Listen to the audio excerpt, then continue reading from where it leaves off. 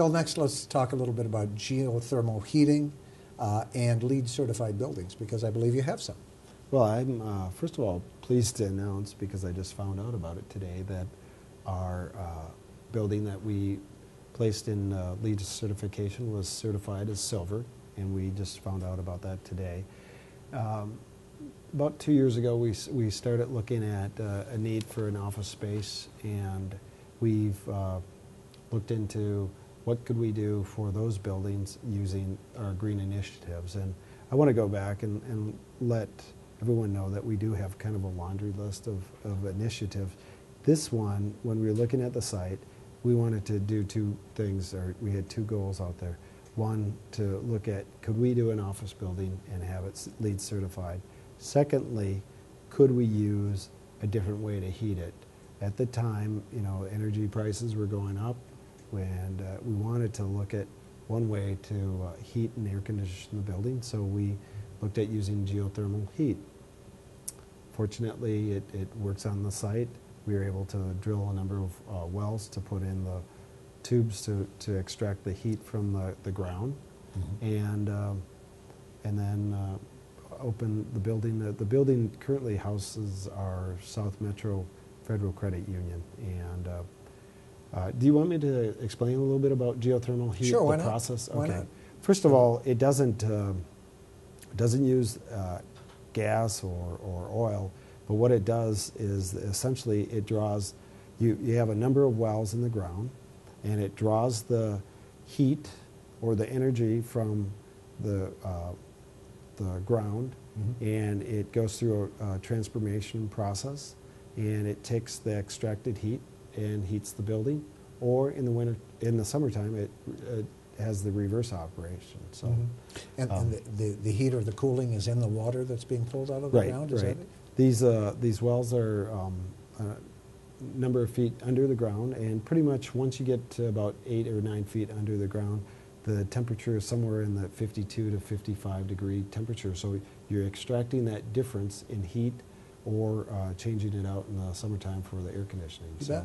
I just wanted to take a minute to let you know what LEED really stands for. It's a abbreviation that you hear kind of throughout the whole Green Building Council, and what it stands for is it's a certification process, and it stands for leadership in energy and environmental design. It's a certification process used by the Green Building Council.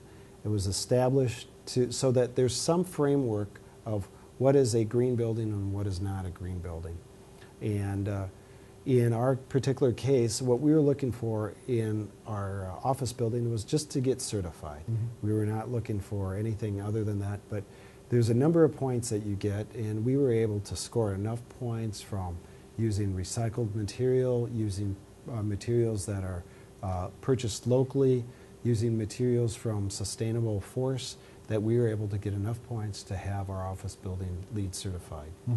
Now, that doesn't just apply to the office building, does it? I mean, Dakota Ice Center, I know, has got a whole host of similar kinds of characteristics, right? Can you tell us a little about that? And you know, over the last couple of years, we've really had kind of the perfect storm in green initiatives. And what I mean by that is that, you know, we have leadership in our community that has been there for a number of years. So they're able to focus on some things other than the basic necessities. We have a staff that has been there for a number of years and are committed. And we also have the desire to look at green initiatives. So having those three pieces has allowed us to look at a number of initiatives. And the Ice Arena edition was a good example of that. In the Ice Arena, you know, we used a number of initiatives. First of all, it's a very big building, and we started out making sure that it was covered using a green roof, thus reducing the need for additional stormwater ponds around that property. It's a restrained site, so anything that we could do to keep the water on the roof versus in a stormwater pond was a key point. The other thing that we wanted to do is in the ice skating world, or in the skating world, there's times that the arena is not being used, and there's times that it's being used. So what we looked at was using day lighting as an option for lighting the facility. A little bit different than what we did in the first arena. But we have a couple large daylights on the roofs to allow natural light, and sometimes even during the day when it's not being used, there's hardly any lights that have to be used. That's pretty unique for ice rinks. I mean, everyone, I've gone to a lot of them, believe me. Right. And you'll see very few where you look up and say, look at that, a skylight. Yeah, and you know what, I think the thing is partly it's due to the concern that the arena people have on the effect that sunlight would have on the ice surface. So we were able to work, we have a strong arena team that worked with our architectural and our green initiative team to make sure that all of those things were in play. And the ice arena, what we did was we looked at a number of recycled products that we used on there. The benches, as you know, are all completely recycled from material, as well as on the outside we used probably about, I can't remember, probably about 10,000 square feet of pavers that are created out of old tires and old water bottles. Is that the small pavers you see out there as most of the walkway? Yes. Okay. Yeah. And then, you know, we used solar, and the solar is used in both here and at the fire station for hot water heating purposes, and that's worked out very well. You know, I'm very pleased at how that has progressed over the time. You bet. And then, as I recall, you've always got, to make ice requires energy. Right. And sometimes you take the heat from that energy and you use it to help heat a portion of the building. Isn't that accurate? Yes, actually the heat that comes out of the cooling system, the cooling tower system, actually provides heat for the seating area. So that